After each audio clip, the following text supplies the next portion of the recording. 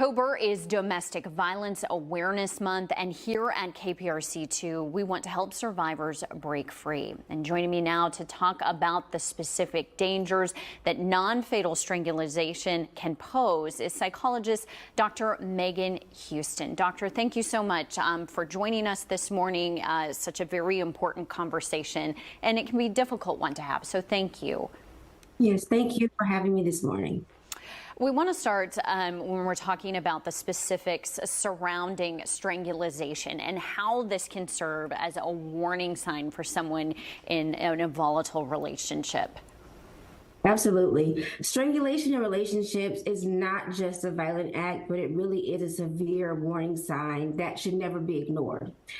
First, when someone resorts to strangulation, it's often a sign that things are escalating. And it indicates that the situation has moved beyond verbal threats or minor physical confrontations, and that the behavior can lead to much more serious violence and death. And we can lose consciousness within 5 to 10 seconds of strangulation, and death can occur within a few minutes. And we need to talk about control. Strangulation is about power. It is an attempt to dominate and instill fear, and it highlights a significant imbalance in a relationship where one person is trying to assert control over the other by controlling their breath. And there's also the health impact. The physical consequences of strangulation can be devastating. It can lead to hypoxia. It can lead to different types of brain injuries, throat damage, coma, or again, even death. But it also has a psychological toll. Victims often experience trauma and anxiety and a sense of helplessness that lasts long after the incident occurs. And it can be very isolating. Abusers frequently cut off their partners from friends and family, and it makes it harder for them to seek help. And they don't get what it is that they're needing. And many victims don't even report strangulation incidences. They downplay the danger, or they might feel ashamed. And the silence really does cause a misunderstanding about how common and serious these situations are, making it a little bit more difficult for people to find support.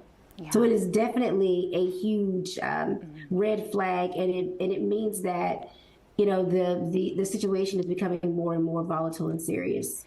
And Doctor, you highlighted an important part. For people who may be in this situation, it's very precarious, and they are trying to get out of that and are living in a state of fear. What do they do if you find yourself in a relationship where it is escalated to this point? What is your next step? What should you do? If it's gone this far, your safety is going to be the most important concern. Once the behavior becomes aggressive or threatening, you have to trust your instincts. Trust your instincts. Pay attention to what's going on. Listen to your intuition. We oftentimes ignore our intuition, and it really is like our, spiritual warning alarm that there's something happening. If you feel unsafe, don't hesitate to reach out to local authorities or domestic violence hotline for guidance. Let someone know what's happening. Never mitigate a situation like this. This is not playful. This is not okay. This is not your partner having a bad day. This is dangerous, and you have to act as swiftly as possible. Yeah. And Doctor, you said in using your voice and going about trying to get out of this situation in times where that may be difficult, who are some people that they can reach out to in those instances? Again, you can reach out to local authorities. The Houston Police Department has a family violence division, and their webpage has several resources for legal aid and shelters and other types of resources that you can use to get out of this situation. We also have HAWK here in Houston, which is the Houston Area Women's Center, that can provide resources for you. And again, there's a domestic violence hotline, but you need to be reaching out to someone that you trust. Again, don't mitigate this issue.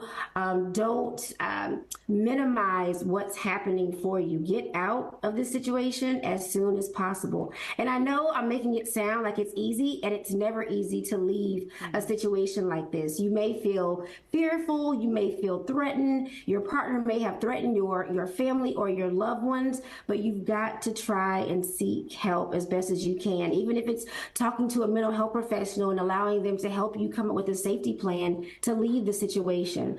It does have to be done cautiously and carefully. Again, I know I'm making it sound easier than it is. It is a very scary situation, but it can be done. Yes, ma'am.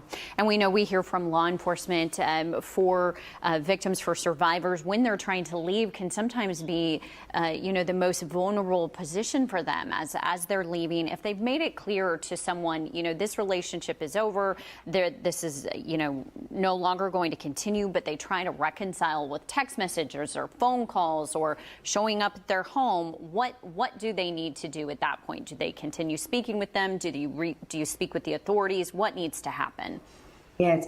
If they continue to reach out to you despite your request, it's crucial, first of all, to document everything. Messages, calls, emails. Keeping a record can be helpful in case things do escalate and you need to contact the authorities.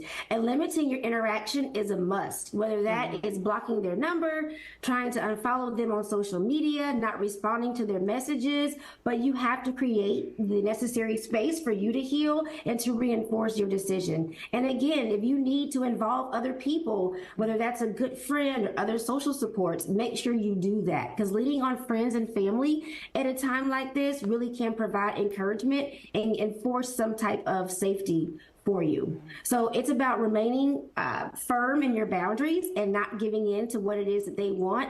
But it's also important to acknowledge that leaving a relationship is hard.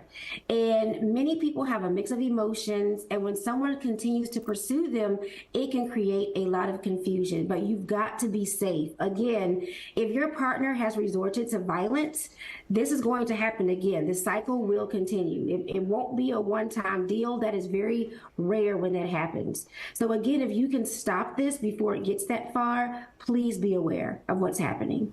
Such a vital conversation to have, even though it's difficult. Dr. Megan Houston, thank you so much for taking the time to speak with us about it today. We appreciate it. Thank you so much.